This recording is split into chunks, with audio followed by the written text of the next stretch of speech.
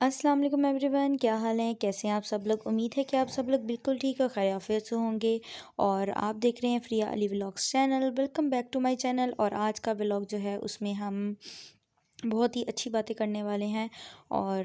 میرے چینل کو اگر آپ لوگ نیو دیکھنے والے ہیں تو چینل کو سبسکرائب کر لیں، ویڈیو کو لائک کر لیں، اور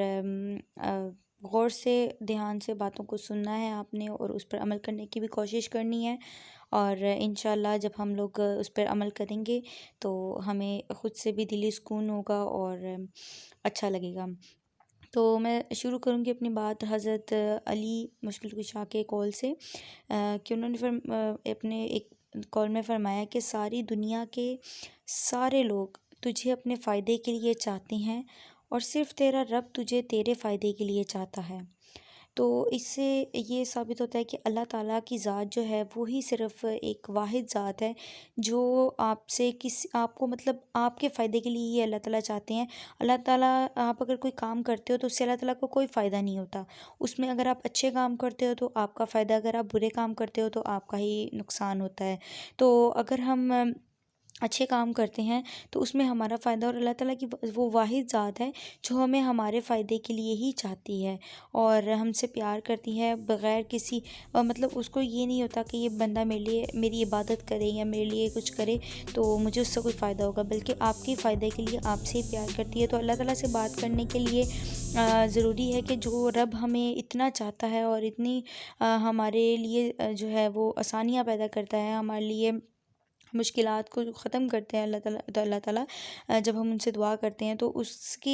جو اس نے بولا کہ مجھ سے ملاقات کے لیے تم لوگ 5 وقت نماز پڑھ سکتے ہو، تو ہمیں چاہیے کہ اللہ پاک سے ملاقات کرنے کے لیے، اس سے بات چیت کرنے کے لیے، اپنی پریشانیوں کو ختم کرنے کے لیے 5 وقت اللہ تبارک و تعالیٰ کی بارگاہ میں کھڑے ہوں اور اس سے بات کرنے کی کوشش کریں، اپنی تمام پریشانیوں کو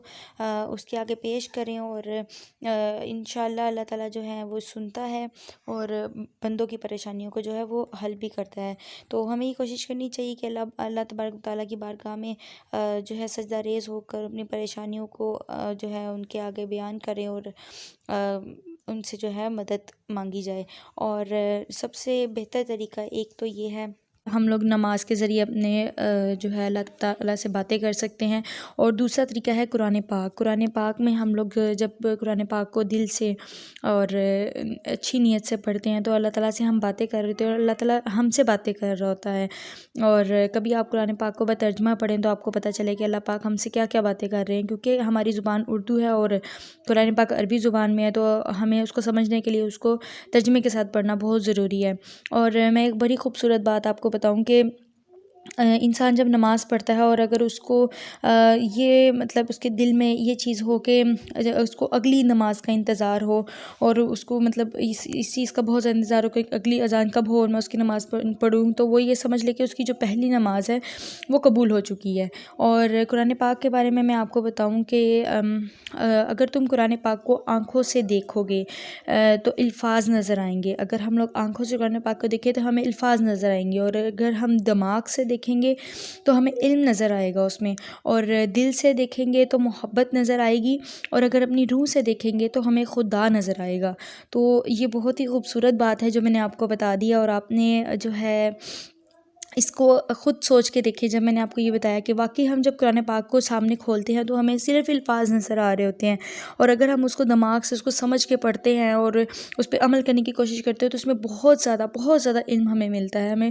ہمیں اپنی دیگر جو ہماری زندگی ہے، روزمرہ کی زندگی ہے، اس کے بارے میں ہمیں بہت زیادہ علم ملتا ہے۔ اس کے علاوہ بھی دیگر ہمیں بہت ساری باتوں کا علم اس میں موجود ہے قرآن پاک میں، اور دل سے اگر ہم اس کو پڑھتے ہیں تو پھر ہمیں محبت کے ساتھ محبت نظر آتی ہے اس میں، اور اسی طرح روح سے اگر پڑھیں تو خدا نظر آتا ہے۔ تو امید ہے کہ آپ کو ولاگ اچھا لگا ہوگا۔ انشاءاللہ ملیں گے اپنے نیکسٹ ولاگ میں، تب تک کے لیے اللہ حافظ۔